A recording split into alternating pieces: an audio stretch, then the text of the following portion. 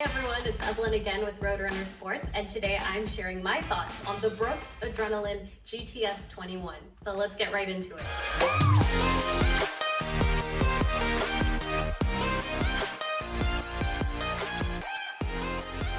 Alright, so we have the Brooks Adrenaline GTS 21, but before I mention anything about the feel, the performance, and who I recommend the shoe for, let's talk about the specs. So we get a 12 millimeter drop on the shoe here, and then for weight, for men it's coming in at 10.6 ounces, and for women it's coming in at 9.4 ounces.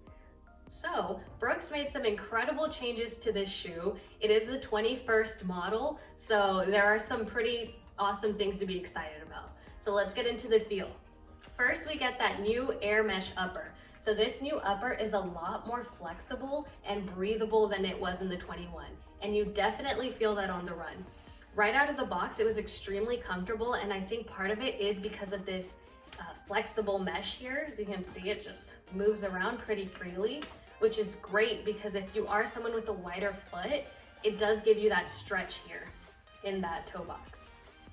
But it doesn't sacrifice any structure or security because they also added this 3D print along the side there to really help this be more structured. So that's a little more structured, and then this upper has some more flexibility and breathability, which is great, and I think it feels awesome on the foot. So let's move on to the midsole. For the midsole, this is where I think the most exciting update of the Adrenaline is. It is that extension of that DNA LOFT foam along the lateral side. So before, it was just right here in the heel, and then they extended it. When I saw that they made this change to the Ghost this year, I was extremely excited about it, and I was hoping they would do it to the Adrenaline as well, and they did. I'm someone who loves the glycerin. I love this DNA LOFT foam because it is that more softer, cushiony, more cushiony ride, and I was so happy to see it here on the Adrenaline. And what it does, it just really makes those transitions much smoother, that heel to toe transition. It just feels much smoother. It makes the ride feel more comfortable because this foam is such a comfortable foam and so cushiony that I'm just happy with that addition. For the medial side here, we still have that Biomogo foam. So Brooks is more firm, more responsive foam that we have here. And then we also still have those incredible guide rails that we see in the 19 and the 20. So a little bit more on the guide rails in a moment.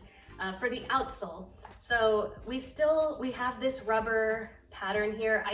When I compare the 20 and the 21, I do see some similarities, but there are tiny differences where I think the 21 has a little more rubber, which is great for that traction. So it feels comfortable and it feels really secure and safe. So let's move on to performance. Like I said, this foam makes it such a comfortable shoe. So this is a road running shoe, but it does have that comfortability and those stability features that you would want in a treadmill running shoe. So if you're someone who tends to run on treadmill more, or you prefer running at the gym or anything like that, this shoe will hold up. So even though it is a road running shoe, it will definitely hold up if you're taking it on treadmills, which is great.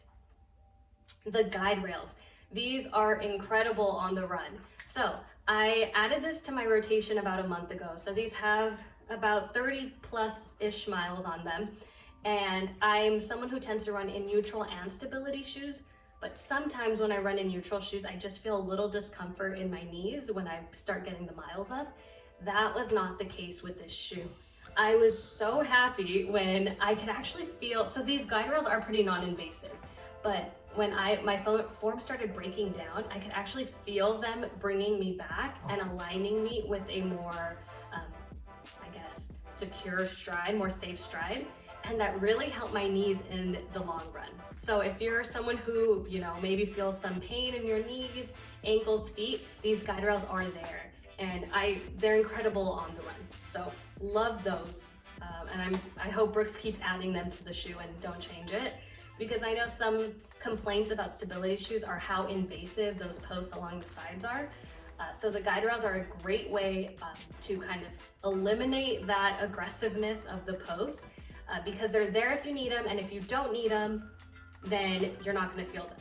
So that's a great thing. Who I think this shoe is good for is, well, these are pretty popular stability shoes.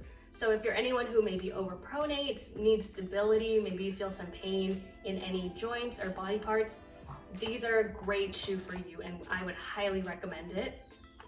But if you are a neutral runner who your form tends to break down on those longer miles and you're a little worried about that, I would say this is a great shoe for you.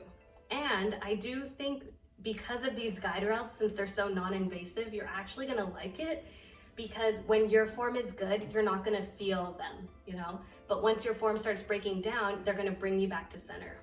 I like to think of these as lane keep assist on a car. So when you start, you know, shifting off the lanes or not staying in your lane, it brings you back. But when you are driving straight, or in this case, running straight, you're not gonna feel them. So I like to think of it as lane keep assist for running shoes. So you would love it as a neutral runner.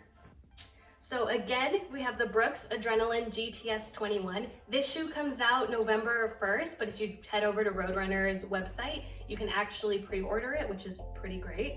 And keep in mind, if you are a VIP member, you can actually try these shoes out for 90 days. And if you decide it's not the one for you, it's no worries at all. You bring it in and we'll get you into a shoe that is right for you. All right, everyone, we'll see you out on the road.